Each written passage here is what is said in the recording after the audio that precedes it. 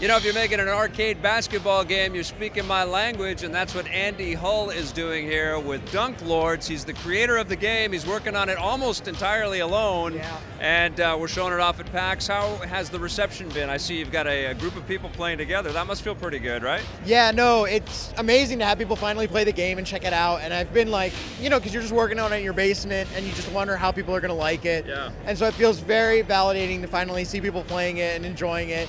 And it also just feels like a real game, because like when you're in the editor windows and everything's popping up in the debug menus, it's like, oh, this is just like I'm making this hobby thing. Yeah. And then you bring it here and it's like, no, this is a real thing. It's happening. So yeah, it's really invigorating. There is a couch co-op revolution happening in video games right now, and there is this big gaping dark hole of a lack of arcade sports. We saw that NBA Playgrounds game that came out not so long ago. It's okay, but did you see that too, where you're just like, I want to play more arcade sports stuff?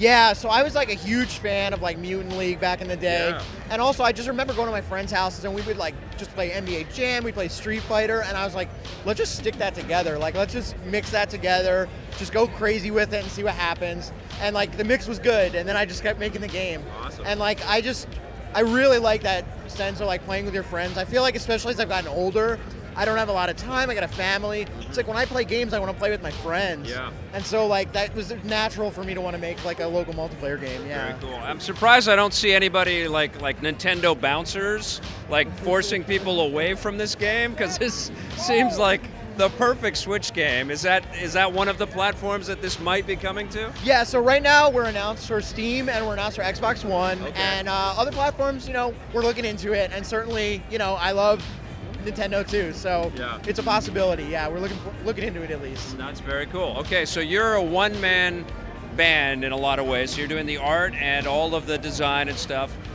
What are you challenging yourself with? Like what kind, like feature sort of set for a title like this? Are we doing like seasons and leagues, and how deep are we going with the way that you're designing the game? Yeah, so it's actually, originally it was kind of inspired by Diablo, actually. Oh my God. So there's all this kind of equipment in the game. So the single player is going to be more of like a little RPG where you're like going to gyms and trying to like beat the people at the gyms. Wow. And we're not showing that here at the show, but like it's in the works.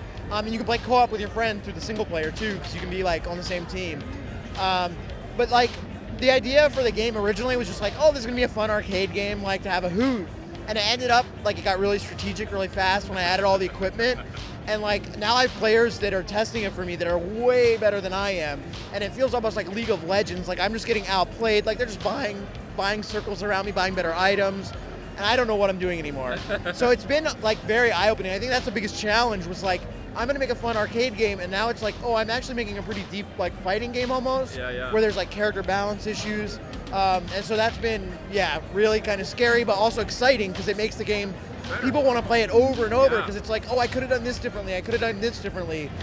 So yeah, hopefully that carries over to the final release and people really get into it. Yeah, I mean, I think that's what I notice when I play a lot of these arcade sports games, is that there's such an incredible base of fun, but games have evolved so much since that time that you have expectations to have those hooks that keep you coming back, right? Yeah, it's like trying to like make it feel like a big meal instead of just like a snack. Yeah. Because I feel like a lot of the old games, it was like fun to play real quick. Yes. But like you're a kid too, so it's like if it's the same dumb thing over again, you're like, oh, this is pretty good. Yeah. It's fine. Yeah. Whereas like now, it's like as an adult, it's like I want like strategy. I play a lot of board games like Dominion and stuff, and you're just like, oh, like thinking about what you could have done differently and all those combos. So I like put that in there too, you know. So it got that kind of like strategy layer, which I think is what really makes it fun for me. Because I like action games too, but like that strategy on top just makes it so delicious. I mean, if you look at even Injustice 2 and all the costumes and stuff, and like that's just an incredible game to just keep going back to. Yeah. That's sort of the bar now, isn't it? Like we got to have things that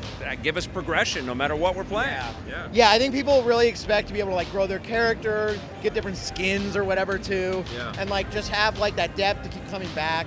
And honestly, like, it makes it harder to make the game.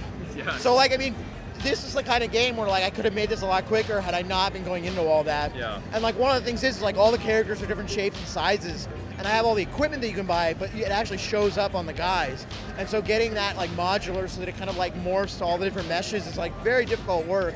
and wasn't something that was necessarily been planned at the beginning, but it was like, oh, it really needs it, right? Yeah. Because it makes it feel really cool. I mean, that's the difference between something that comes out and is fun and forgotten, and something that sort of gets persistently talked about, like a Diablo, or like your last game, Spelunky, right? Yeah, so Spelunky's had this huge, long life with like speedrunners and people just like really breaking every little part of the game down and finding like bugs that become features. I mean, like I want to go to a Dunk Lords tournament that I don't organize, right? And be like, oh, I just want to see good players play the game. And like if it's popular enough that I can do like DLC characters and like blow it out, like that's awesome. Because I feel like for me, it's just fun to think about the game. It's like when you make a game, there's like the base rules and the system, and then there's like designing all the stuff to put in it. And like the really hard part is making that like shell that everything's gonna fit into. And I feel like I really finally found like this awesome shell. And now I have like hundreds of ideas for like new shoes and new gloves to put in the game, new characters. And I can't do them all, right? But if the game does well, it's like, oh yeah, I can keep rolling out like stuff for this. And I always think about like Magic the Gathering, where like they have this solid base game and they just keep doing new mechanics and stuff. And I would love to just keep doing that with this game, like building it up. So is basketball and fighting sort of the core stuff in there, or do you have other tangential sort of gameplay hooks too? Yeah, no, I mean that's the main thing. Like if you don't like basketball and you don't like fighting, you're not gonna like the game. But there's a lot of like in the single player, there's like kind of shopping in towns and talking. There's like a story, and you can take like quests and stuff like that. So that's kind of built into it. And then like the economy part of it is like pretty underrated, I think. Like I mean, if you don't manage the economy right, you don't buy the right items. Like even if somebody's worse than you, they can beat you if they buy the items that counter what you're doing. And so like yeah, I mean, but if you like, there's no other like. Yeah, the main gameplay is always like on the court, like fighting and playing basketball at the same time. Right on. How many courts did you make for the game?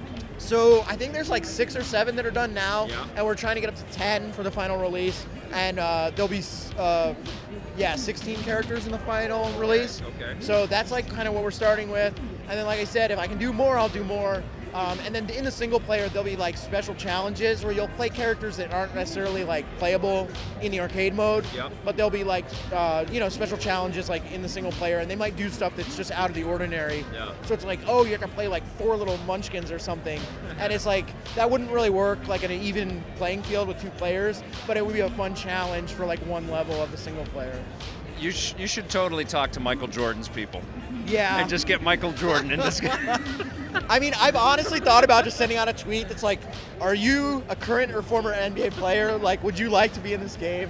But at some point, too, I'm like... Somebody would, for sure. Maybe. I don't know, but some part of me is like, oh, I kind of want to build my own thing. So I don't know. It's like... But I hope that, like, it'd be so cool if, like, an NBA player tweeted it, like they're playing it before the game in the locker room. I would die. I would die. It would be amazing. So when do we get to play Dunk Lords? So I'm hoping for, like, middle of next year, like maybe around April. Nothing's really locked down yet, totally, because, it is just me mainly. I do have some contract help on the art and the music. But if all goes well, yeah, we're looking at, like, mid-early next year. Awesome. Well, I wish you luck with Dunk Lords. All right. I can't wait. Thank you for bringing back arcade sports. Thank you. Thank you for coming by. Of course, we'll see it next spring. All right, later.